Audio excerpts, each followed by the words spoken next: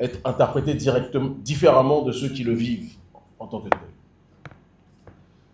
Si nous sommes ici aujourd'hui, avant toute chose, c'est par amour d'Haïti. Nous avons fait sans doute le voyage le plus long de notre vie. Pourtant, nous avons visité et voyagé aux quatre coins du monde depuis tant d'années dans le cadre de notre combat panafricaniste. Nous sommes partis d'Éthiopie, où nous étions invités à la fois à l'Union africaine, puis à l'université d'Addis Abeba et ensuite à l'Africa Day pour parler du panafricanisme, pour donner notre expertise sur la situation panafricaine au XXIe siècle, pour parler de la situation de notre peuple en Éthiopie, en Afrique et dans le monde noir de manière générale. Nous avons quitté l'Éthiopie et parce que, de par notre combat politique, nous ne sommes pas autorisés à traverser certains pays que Haïti connaît bien, nous avons dû faire un détour, faire quasiment le tour du monde et mettre 48 heures, un peu plus de 48 heures pour arriver.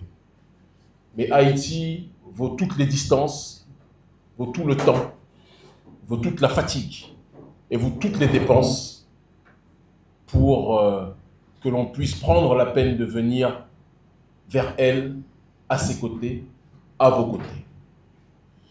Comme l'a dit le frère Jory, nous venons dans le cadre de la tournée internationale panafricaniste que nous effectuons, dans l'optique des 10 ans de notre ONG internationale Urgence panafricaniste, organisation qui lutte pour la justice sociale, qui lutte contre la malgouvernance, qui lutte contre le néocolonialisme et pour la souveraineté des peuples noirs aux quatre coins du monde.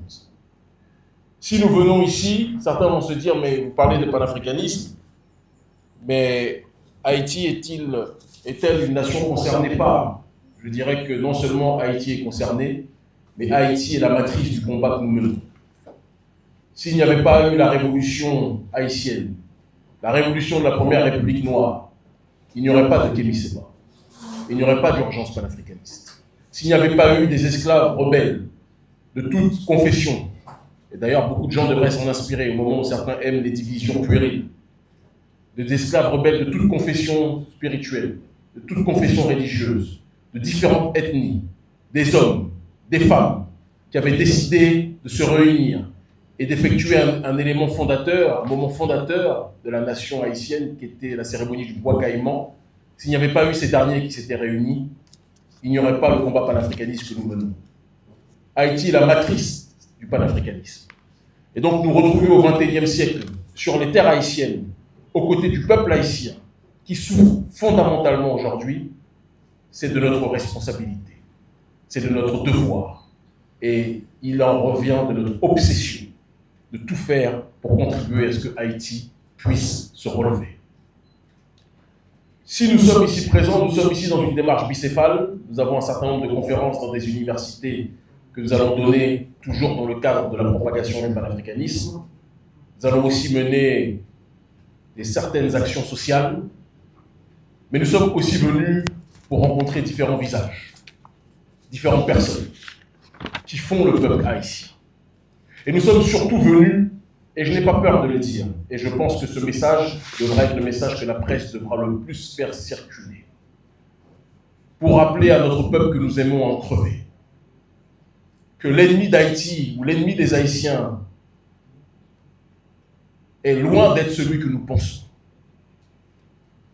L'ennemi des gangs haïtiens, ce n'est pas le peuple. Et l'ennemi des peuples et du peuple haïtien, ce n'est pas les gangs. L'ennemi du peuple haïtien, des gangs jusqu'au peuple, en réalité, c'est le système colonial qui veut assujettir Haïti. L'ennemi du peuple haïtien, ce sont ceux qui, depuis la défaite du système colonial de l'ordre global occidental face à la révolution haïtienne, c'est cet ennemi qui a tout fait pour humilier Haïti, pour engluer Haïti dans la paralysie politique, économique, sociale. Ce sont ces ONG néocoloniales que nous connaissons qui plongent Haïti dans un état de coma profond. Ce sont les lobbies et les réseaux qui inondent d'armes meurtrières la population haïtienne pour que celle-ci s'entretue. Parce que pendant qu'ils s'entretuent, Haïti ne peut pas être le poumon pour la révolution panafricaniste mondiale. Si nous sommes ici, c'est pour rappeler que ceux qui se présentent comme les grands amis d'Haïti sont ceux qui en réalité contribuent fortement à tout faire pour humilier ce pays. Quand j'entends des gens comme le président Macron qui dit qu'il va réfléchir à effectuer une commission pour voir de quelle manière les choses se sont déroulées, enquêter, alors que tout le monde sait ce qui s'est passé pour que Haïti soit asphyxié. Et tout le monde sait ce qui s'est passé pour qu'aujourd'hui, au XXIe siècle encore, Haïti soit humilié. La dette, nous la connaissons. Tout le monde la connaît. Il n'y a que l'Élysée et les autres États occidentaux qui refusent de constater cette réalité. Et j'adresse ce message à tout mon peuple, du plus bas peuple au haut peuple, des gangs aux simples citoyens. L'ennemi n'est pas haïtien.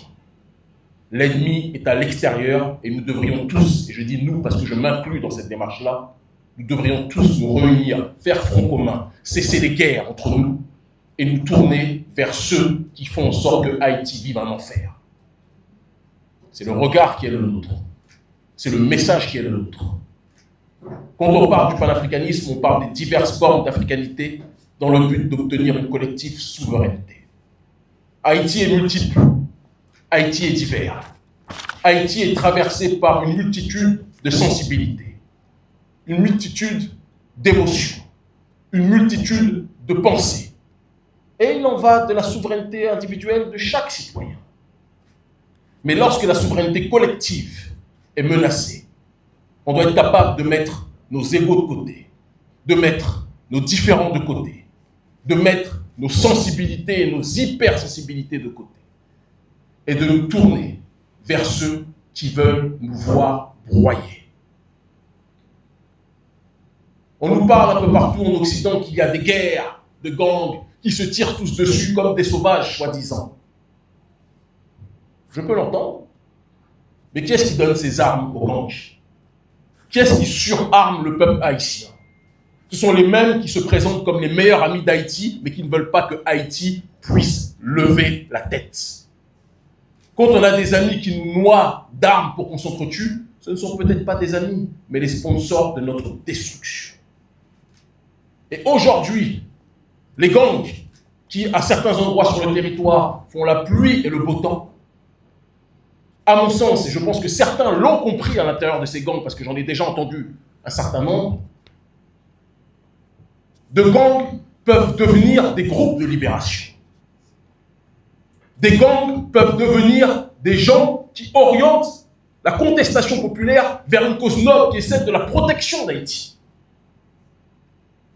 Tout le monde sait que nous agissons en Afrique francophone, mais nous agissons aussi aux quatre coins du monde où notre peuple est installé. Et quand notre peuple est marginalisé économiquement, quand notre peuple est marginalisé politiquement, il est de notre responsabilité en tant qu'urgentiste panafricaniste de nous trouver aux côtés du peuple, même si nous sommes dans des territoires que l'on présente comme étant dangereux. Nous sommes au Cap haïtien. Si le temps et les moyens nous sont donnés, même si je sais que ceux qui nous ont invités ne veulent pas forcément que nous y allions, mais si nous pouvons, nous irons à Port-au-Prince, si nous pouvons. Mais je veux que vous sachiez que nous sommes avec vous. Vous n'êtes pas seuls. Même si l'Union africaine ne prend pas ses responsabilités avec dignité pour vous rappeler l'importance que vous avez pour les Noirs du monde entier, je veux que vous sachiez, peuple haïtien, que nous vous aimons en crever. Que le vrai monde panafricaniste vous aime et est à vos côtés. Que le peuple noir sur le continent africain vous regarde, vous aime avec sincérité. Ne vous laissez pas distraire par certains présidents qui, après avoir passé des deals avec le gouvernement américain, veulent agir vis-à-vis de vous comme des entités coloniales. Non. Le peuple africain vous aime. Les Noirs du monde entier vous aiment. Vous êtes un symbole pour nous tous. Nous savons que vous souffrons. Et je veux que vous sachiez, conformément à la philosophie de l'Ubuntu, que si vous êtes mal, nous sommes mal collectivement.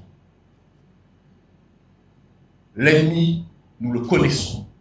Ce sont ceux qui se présentent comme les meilleurs amis de nos populations, qui essayent de contrôler notre peuple par des financements d'ONG, par les réseaux globalistes et néolibéraux, qui se présentent comme les amis de la justice sociale, mais qui ne veulent pas que nous puissions avoir notre propre vision sociétale. Ces gens-là, nous les connaissons. Ces gens-là, au fond de vous, vous les connaissez. Et je le dis, ceux que le système diabolise sont souvent des résistants en puissance potentiellement. Mais il faut que le peuple soit capable de se reparler, que les gangs soient capables d'arrêter, d'attaquer leurs semblables, et que les gangs et le peuple comprennent que l'ennemi n'est pas en notre sein, mais à l'extérieur.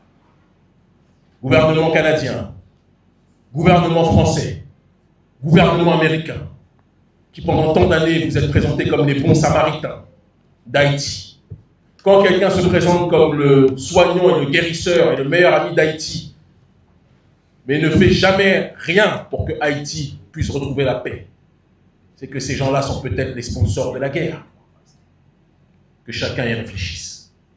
Je sais que mes propos sont monitorés, sont surveillés. Petite anecdote, même pour traverser l'espace aérien américain, j'ai été interdit de le faire. Posez-vous la question de pourquoi. Certains ne veulent pas que Haïti redevienne ce qu'elle était programmée pour être, en l'occurrence le centre de gravité de la contestation noire mondiale. Mais elle va le revenir. Vous voyez ce qui se passe au Sahel, auquel avec d'autres nous avons contribué. Haïti peut être ça au niveau mondial, sera ça au niveau mondial. Mais il faut que nous prenions nos responsabilités. Il faut que nous rappelions à l'élite occidentale que la première république noire veut retrouver son rôle, veut retrouver son rang. Que nous arrêtons tous ces sentiments qui poussent à la division. Et ce que je dis au niveau haïtien, je le dis au niveau global noir.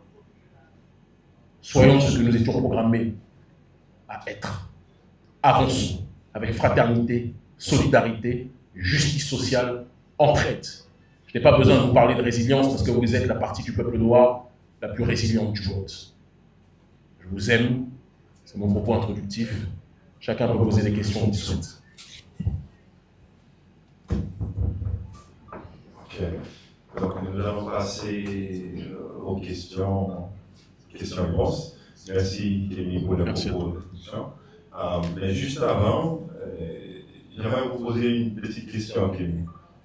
Au lieu de questions, il faut bien comprendre que Kémy sera maintenant en tournée intitulée Pan-Africanity. Pour le dire, c'est le panafricanisme, n'est-ce pas? Et il a déjà été en Éthiopie. Vous avez fait Congo, les deux Congos, je crois, n'est-ce pas? Et quand on était au téléphone avec l'équipe de Kémy, l'équipe a dû m'expliquer tout le détour à faire pour arriver en Haïti. Mais pour l'équipe, c'est Haïti, on doit le faire, n'est-ce pas? Donc, si vous pouvez nous parler un tout petit peu de votre rôle en tant que PDG de l'urgence panafricaniste, ce que fait l'ONG et la raison même pour le stop en Haïti. Et ensuite, on va passer aux questions-réponses. D'accord. Merci, mon frère. En ce qui concerne la raison même de notre présence à Haïti, je pense qu'on a déjà expliqué durant les 15-20 minutes de la prise de parole. En ce qui concerne l'urgence panafricaniste est une organisation internationale qui a été créée en 2015 en Afrique francophone et qui s'est fixée dès le départ pour objectif d'avoir une démarche polymorphe, un axe de justice sociale. Nous proposons à certains endroits en Afrique francophone en fonction de nos possibilités. Nous ne sommes pas financés par les ONG globalistes, donc on se débrouille. On propose des programmes de microcrédit pour des mères, des familles en état d'extrême précarité, pour qu'elles puissent créer leurs entreprises. Et une fois qu'elles ont réussi à lancer leur entreprise, elles remboursent sans intérêt l'organisation pour que d'autres femmes puissent, et d'autres mères de famille puissent profiter de ces microcrédits. Ça, c'est un des multiples aspects de ce que l'on appelle le programme ALODO, qui signifie dans notre langue en fond l'entraide, la solidarité, le solidarisme communautaire. L'autre axe de notre combat est le combat pour la bonne gouvernance. C'est ce qui nous a valu un certain nombre de persécutions. Parce qu'en Afrique francophone, malheureusement, parfois, les dirigeants africains, lorsqu'ils se voient arriver au pouvoir, finissent par croire qu'ils sont des dieux sur terre. Et finissent par croire que les citoyens qu'ils étaient censés protéger sont leurs esclaves. Et ne respectent pas les droits des citoyens. Et donc, la bonne gouvernance est une obsession pour notre organisation et nous nous sommes manifestés sur ce terrain-là aussi à de très nombreuses reprises, en étant arrêtés dans certains pays, en étant incarcérés, persécutés, expulsés, surveillés, mais cela ne nous a jamais empêchés de continuer. et de permettre que l'ONG Agence panafricaniste soit l'une des structures fondamentales de ce combat aujourd'hui. Et le troisième aspect, l'aspect sans doute le plus important dans notre combat politique et sociétal, est le combat contre le néocolonialisme. C'est le combat pour lequel l'Urgence panafricaniste est devenue la structure la plus connue sur ce terrain. Néocolonialiste à travers le combat contre le franc CFA que nous avons engagé fin 2016, un peu partout en Afrique francophone et dans la diaspora, et qui a poussé le gouvernement français à effectuer certains changements que l'on pourrait qualifier de cosmétiques, mais c'est la première fois dans l'histoire qu'il s'est senti obligé d'essayer de faire quelques petites modifications suite à la contestation populaire que nous avons réussi à engendrer à différents endroits du globe en structurant et en finançant et en fondant le Front anti-CFA, Front anticolonialiste français en Afrique. Nous avons aussi milité pour le départ des bases militaires étrangères, en partant du principe que ce que les Occidentaux n'aiment pas qu'on fasse chez eux, il n'est pas question qu'ils nous l'imposent chez nous. Il en va du domaine de la souveraineté. Et nous avons contribué à préparer par une dynamique métapolitique l'atmosphère favorable à ce que, pour que, excusez-moi, différents leaders militaires africains puissent prendre leurs responsabilités et puissent faire tomber certains dirigeants africains marionnettes qui étaient contrôlés par l'Occident. Et donc, la démarche est tripartitionnelle, justice sociale, bonne gouvernance et lutte contre le néocolonialisme. Voilà ce que je peux donner en guise de bilan. Et si nous fêtons aujourd'hui nos 10 ans, on peut se dire que nous avons un certain nombre de victoires à notre actif. Les changements qui ont commencé à s'opérer, qui sont loin d'être finis, parce qu'il y a encore beaucoup de travail à faire au Sahel, nous sont partiellement imputables, comme à d'autres, et nous le disons avec fierté. Nous avons fait de la prison pour ça, et nul ne pourra nous le retirer. Le travail est encore long, mais c'est un travail qui mérite d'être mené. Voilà. Ok, merci Rémi. Déjà, on voit les mêmes, mais oui. Donc, bon, de la façon la plus simple, je vais commencer à gauche jusqu'à la droite. Et donc, je vois les mêmes, je vais prendre toutes les questions. Nous allons passer environ 20 à 30 minutes, plus ou moins. Donc, on commence. Vous dites votre nom, s'il vous plaît, le média que vous représentez, et ensuite la question. Allez-y. Je suis Donald Bernius, je travaille pour Radio Télévision Caraïbe et je suis directeur de formation à Radio Tropicale à Cap-Haïtien. Mes questions, quel est d'abord l'agenda de Kémy Séba dans le nord d'Haïti? L'agenda, votre agenda dans le nord. D'accord. Et ma deuxième question, comment Kémy Séba compte recoller les morceaux haïtiens pour qu'ils prennent conscience afin qu'ils puissent libérer Haïti pour que le pays soit ce qu'il devrait être. Merci mon cher frère. J'essaie de répondre rapidement question par question, sinon je vais les oublier. En vous disant que nous avons un programme dans le Nord qui est constitué, en dehors des actions sociales que nous allons mener, de conférences dans 2 universités si je ne m'abuse. La première donc est à la faculté de droit, c'est ça hein? Salle de conférence de la faculté de droit le 30 mai 2025 à 15 h. D'accord? L'autre conférence, c'est quel jour? Le 2 juin, à quelle heure? À 14 h. Vous connaissez mieux mon programme que moi. Et ce sont des événements importants parce que qui dit université, lorsque celle-ci est dans un état d'esprit d'être décolonisée, il faut le préciser, parce que malheureusement toutes les universités dans le monde noir ne le sont pas.